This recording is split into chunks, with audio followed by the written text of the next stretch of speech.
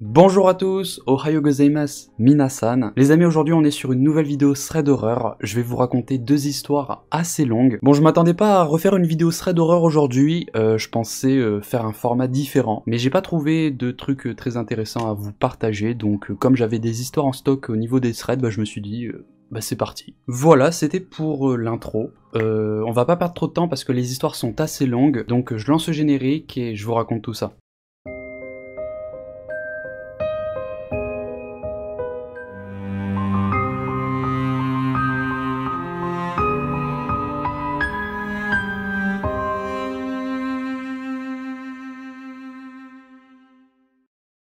La première histoire que je vais vous partager concerne un jeune homme de 17 ans que l'on va appeler Isaac. Isaac habite à Phoenix et à seulement 1 heure de chez lui se trouvent les montagnes de la superstition, The Superstition Mountains. Voilà, c'est un nom qui a été donné il y a très longtemps par les agriculteurs locaux de la vallée, c'était dans les années 1860. Et ils ont donné ce nom tout simplement parce qu'ils avaient peur de ce groupe de montagnes, parce qu'ils avaient entendu pas mal d'histoires sur des disparitions, des morts mystérieuses. Il y avait également des histoires sur des bruits étranges qui ont été entendus là-bas. En 2019, Isaac a décidé de se faire une petite escapade avec l'un de ses potes dans les montagnes de la superstition. Ils ont décidé de se faire une boucle d'environ 12 km à travers un canyon. Voilà, en gros, ils ont décidé de se faire les premiers 6 km, de camper à un spot, et ensuite de repartir le lendemain matin pour faire les 6 km restants. Voilà, une petite escapade. Malheureusement, son pote a annulé à la dernière minute, donc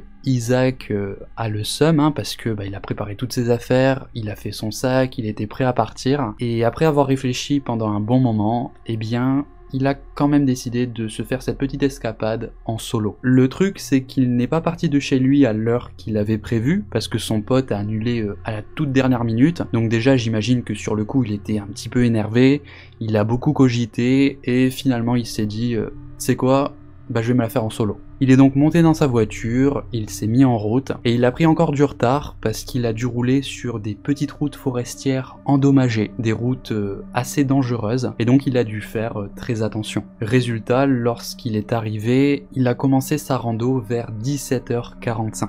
Ce qui est clairement pas une bonne idée, parce qu'il va bientôt faire noir, il n'aura pas le temps d'atteindre le spot où il avait prévu de camper, mais il s'est dit que s'il marche assez rapidement, il aura le temps de parcourir au moins 5 km, et il se trouvera un endroit où camper au moment voulu. Donc il s'est mis à marcher sur ce sentier, il a marché pendant un long moment, le soleil a fini par se coucher, et donc il se retrouve là, marcher tout seul sur ce chemin de terre, dans le noir, avec sa lampe de poche. C'est assez effrayant, surtout qu'on est dans un endroit isolé, et donc au fond de lui il avait toujours ce petit stress, vous savez, ce sentiment d'inquiétude d'être seul dans un endroit pareil. Bon, il a continué de marcher, et au bout d'un moment il faisait tellement noir que c'est là qu'il a compris qu'il fallait qu'il s'arrête et qu'il se trouve un endroit où camper. Sur sa gauche, il a repéré cette petite clairière entourée de grands pins, et donc il a trouvé que ça pourrait être un bon endroit où s'installer. Il a marché jusqu'à cette clairière, il s'est mis à chercher du bois sec pour faire un feu, et en cherchant du bois,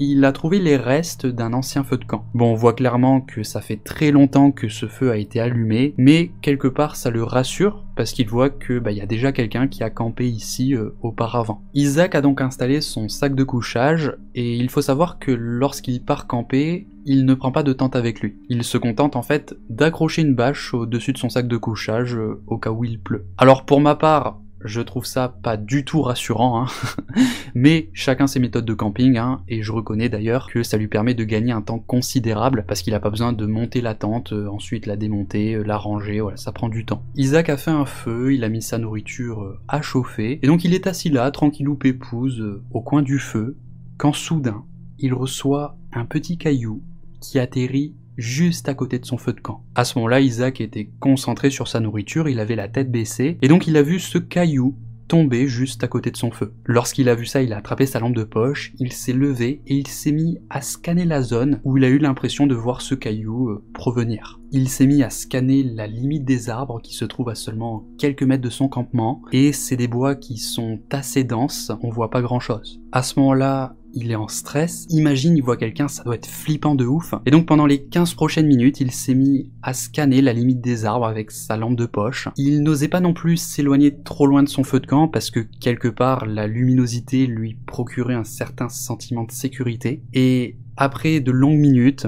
il n'a rien entendu, il n'a rien vu. Et donc au bout d'un moment, il s'est convaincu que ce petit caillou a certainement dû tomber de l'un des arbres qui se trouvent à côté de son camp. Un caillou tombé d'un arbre. Vous voyez à quel point on peut se convaincre de choses un petit peu délirantes dans ce genre de situation. Isaac est retourné s'asseoir, il a mangé sa boîte tout en restant en alerte, et au bout d'un certain temps, il est allé se coucher. Quelques heures plus tard, il se réveille pour une raison quelconque, il essaye de se rendormir, mais à ce moment-là, il se met à entendre de faibles bruits de pas. C'est des bruits de pas qui semblent être assez loin, et il a l'impression que ça s'éloigne de lui. Isaac, à ce moment-là, est à moitié endormi, il se met à chercher sa lampe de poche, mais il ne la trouve pas. Il commence à devenir nerveux, il se met à la chercher partout autour de lui, mais rien, sa lampe est introuvable. Donc il s'est dit qu'il a peut-être laissé à côté de son feu de camp, donc il sort de son sac de couchage, il sort du dessous de sa bâche, et à ce moment-là, il y a quelque chose qui attire son attention. À seulement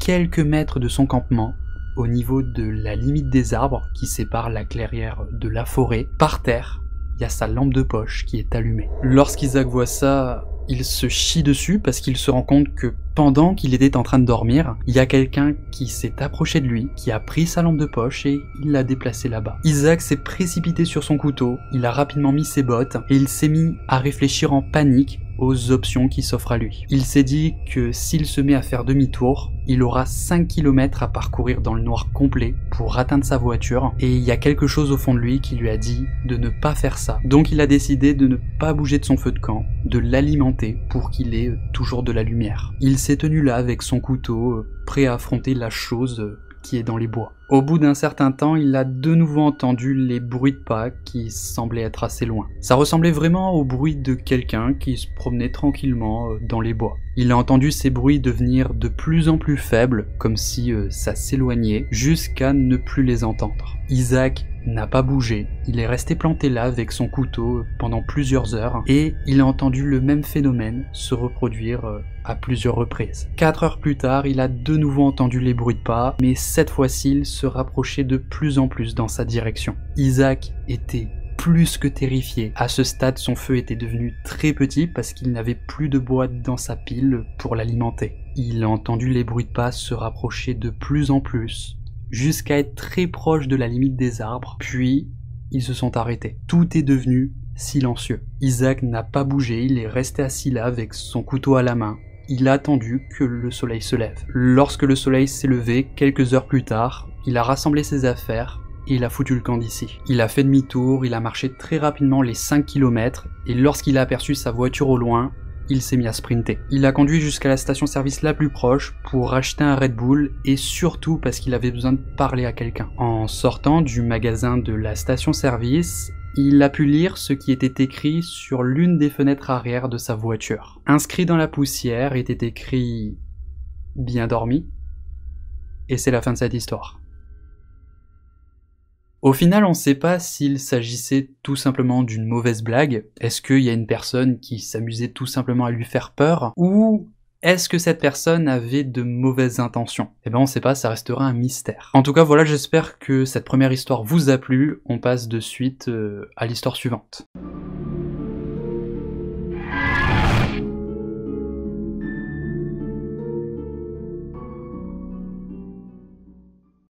Je vais à présent vous raconter l'histoire de Roman. Ce jour-là, Roman a décidé d'organiser un dîner pour célébrer la fin de la chimiothérapie de sa mère. Voilà, c'est un dîner où il y aura à peu près une trentaine de personnes, donc c'est quand même pas mal de monde. Et donc, pour l'occasion, elle a décidé de louer les services d'un cuisinier, un cuisinier traiteur, pour qu'il leur concocte de bons petits plats. Alors elle n'a jamais fait appel à un cuisinier auparavant, donc elle s'est mise à chercher tout simplement sur internet des traiteurs locaux. Elle en a trouvé un avec des prix plutôt raisonnables, donc elle a pris contact avec cette personne. Le cuisinier lui a envoyé des menus et des photos de plats qu'il a l'habitude de préparer lors d'événements. Roman était plutôt emballée par ce qu'elle a vu, donc elle a loué les services de ce cuisinier. Elle lui a dit que tout devrait être terminé pour 17h. Voilà, parce qu'en fait, à partir de 18h, les invités commencent à arriver, et vu que c'est un dîner plutôt personnel, il y aura que de la famille et des amis, eh bien elle a pas envie qu'il y ait quelqu'un qu'elle ne connaît pas à ce dîner,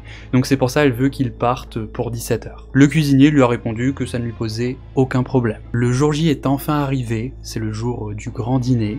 Le cuisinier est arrivé comme prévu à midi. Roman est allé lui ouvrir la porte, et déjà lorsqu'elle lui a ouvert la porte, elle a remarqué qu'il ne sentait pas très bon. Ça l'a mise un petit peu mal à l'aise parce que le mec est cuisinier, il est censé être propre, il va cuisiner pour des personnes âgées, des enfants.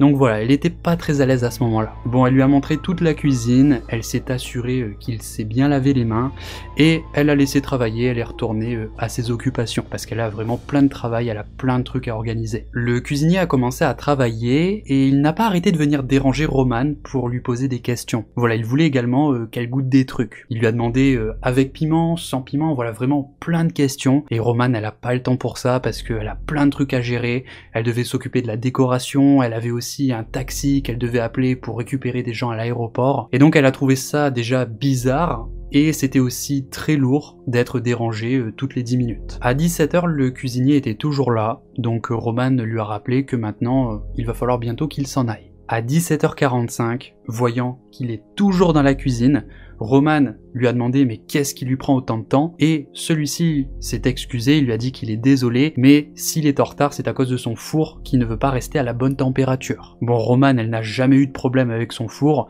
mais elle s'est dit que c'est un professionnel, il sait ce qu'il fait. Un petit peu avant 18h, il y a des invités qui ont commencé à arriver, donc Roman a décidé d'aller dire au cuisinier de laisser tout ce qu'il n'a pas fini de faire, c'est pas grave, mais que maintenant il faut qu'il s'en aille. Donc elle se dirige vers la cuisine, mais à ce moment-là, elle ne le voit pas. Donc elle s'est dirigée vers la terrasse pour demander à ses invités s'ils l'ont vu partir, et à ce moment-là, elle le voit sur la terrasse, il est en jean et en t-shirt avec un verre d'alcool à la main, en train de se présenter à son cousin. Il lui dit qu'il est un bon ami de Roman. Roman va voir le cuisinier et elle lui dit que maintenant, voilà, il faut qu'il parte. Donc, le cuisinier rentre à l'intérieur, il va récupérer son sac, et à ce moment-là, il commence à se diriger vers sa chambre. Donc Roman, elle est en mode excusez-moi, vous faites quoi là ?» Le cuisinier lui répond qu'il a besoin de se changer, alors qu'il est déjà en jean et en t-shirt. Roman lui répond oui, bah c'est pas par là, vous avez une salle de bain juste ici, et le cuisinier lui répond qu'il en a juste pour 2 minutes. Il rentre dans sa chambre, il s'enferme à l'intérieur. Roman, lorsqu'elle voit ça, elle est bouche bée, elle est choquée, déjà ça la dérange vraiment que ce mec soit rentré dans sa chambre, et donc elle s'est dirigée vers ses invités pour qu'elle demande à l'un d'entre eux s'il peut bien venir l'aider à foutre ce type dehors. Donc elle se dirige vers la terrasse, et à ce moment-là elle voit son fiancé qui vient de rentrer du travail, et donc elle lui a expliqué toute la situation, elle lui a expliqué toute l'histoire. Son fiancé, qui s'appelle Bertrand, est rentré à l'intérieur et il est allé toquer à la porte de leur chambre. Le cuisinier a ouvert la porte, Bertrand lui a dit de sortir d'ici, il n'a rien à faire là, et celui-ci lui répond que c'est pas à lui de décider parce que c'est pas sa maison. Bertrand lui répond que si, justement c'est sa maison vu qu'il habite ici avec Roman, et à ce moment-là, le mec est devenu complètement fou, il s'est mis à insulter Roman, il lui a dit « Tu m'as menti, salope !» Il lui a dit en fait qu'elle le mène en bateau depuis le début. Roman ne sait pas du tout de quoi il parle, surtout qu'il y a plein de photos d'elle dans la maison avec son fiancé, donc elle se demande vraiment qu'est-ce qu'il s'est imaginé. Le cuisinier, complètement fou de rage, se dirige vers la cuisine, il ouvre le frigo et se met à jeter les plateaux de nourriture par terre. Bertrand à ce moment-là a vu que ses 2 frères étaient sur la terrasse, ils venaient d'arriver, donc il les a appelés. Ses frères c'est des mecs plutôt baraques, et donc à eux 3, ils ont foutu le cuisinier dehors. La fête s'est ensuite déroulée comme prévu. Roman a insisté pour commander des pizzas et de jeter la nourriture que ce mec a préparée. Son fiancé lui a demandé si c'était pas un peu trop, mais Roman a insisté, donc ils ont jeté la nourriture. La soirée s'est ensuite très bien passée, ils ont même ensuite décalé dans un bar avec les frères de Bertrand, et donc lorsqu'ils sont rentrés chez eux, ils étaient complètement crevés, ils étaient un petit peu saouls, et donc ils se sont affalés dans leur lit et ils se sont endormis. Vers 5 heures du matin, Roman est réveillé par le bruit de la porte d'entrée, comme si quelqu'un venait de rentrer dans leur maison. Bon, à ce moment-là, il s'est dit que c'était certainement l'un des membres de sa famille qui a oublié quelque chose, et du coup il est rentré discrètement dans leur maison parce qu'il avait pas envie de les réveiller. Mais à ce moment-là, il y a quand même un petit doute qui s'installe, elle était en stress, donc elle a réveillé Bertrand, elle lui a chuchoté il y a quelqu'un dans la maison. Et Bertrand lui a répondu que c'est rien, que c'est probablement son frère qui a oublié son portefeuille. Mais à ce moment-là, ils ont entendu un énorme bruit. Bertrand a immédiatement sauté du lit, il a demandé à Roman de s'enfermer dans le placard et d'appeler la police. Donc Roman a attrapé son téléphone, mais à ce moment-là, ils entendent « Roman ? Bonjour ?» Ils reconnaissent immédiatement cette voix. C'est le cuisinier. Roman appelle la police, elle sort de la chambre avec Bertrand, et à ce moment-là, il voit que l'homme est torse nu, et il est en train de récupérer des photos d'elle qui sont accrochées au mur. Il en a déjà plusieurs dans ses bras. Dès l'instant où l'homme aperçoit Roman, il se précipite vers elle. Bertrand se met entre eux, il se met devant Roman pour la protéger, et il dit à ce mec « Tu ferais bien de te barrer ». On a appelé la police. Le mec, qui a l'air clairement sous substance, lui a répondu « Non !» Je dois m'assurer que Roman va bien. Et Roman à ce moment-là lui a répondu bah quoi, pourquoi est-ce que j'irai mal? L'homme regarde Roman, il cherche à l'atteindre, heureusement Bertrand le bloque, et il dit à sa fiancée de ne pas interagir avec lui parce que ça empire les choses. Donc Roman est allé dans une pièce et elle est passée par la fenêtre pour assurer sa sécurité. Le cuisinier se met à jeter les photos d'elle par terre, il se dirige dans leur cuisine et se met à tout détruire. Il jette tout par terre, il casse tout. Son fiancé n'intervient pas, il ne cherche pas à maîtriser cet homme, parce qu'il s'est dit que s'il cherche à le maîtriser, et bien ensuite cet homme pourrait peut-être ensuite porter plainte pour agression. Les policiers ont fini par arriver, lorsqu'ils sont entrés à l'intérieur, l'homme avait un couteau de cuisine à la main. Donc ils ont demandé à ce mec de poser son couteau, mais il ne voulait pas, il a refusé d'obéir. Donc les policiers l'ont tasé, ils lui ont passé les menottes, et pendant qu'il l'embarquait, il n'arrêtait pas de crier comme quoi Roman et lui sont amoureux et qu'elle a choisi un macho plutôt qu'un artiste sensible comme lui. Les policiers ont ensuite demandé à Roman et à son fiancé de vérifier que rien n'a été volé dans la maison. Donc ils ont fait un tour, ils n'ont rien vu de spécial, mais ensuite Roman s'est souvenu que ce mec s'était enfermé dans leur chambre la veille. Donc elle est allée dans sa chambre, elle a vérifié que tout était en ordre, et à ce moment-là, elle a remarqué que toutes ses culottes du linge sale ont disparu et son vibromasseur a été déplacé. Voilà. Pour finir sur cette histoire, l'homme a été condamné à 3 ans de prison. Lorsqu'il était en prison, il a carrément écrit une lettre à Roman, mais Bertrand l'a interceptée pour éviter qu'elle ne la lise et il l'a transmise à la police. Et c'est du coup la fin de cette histoire.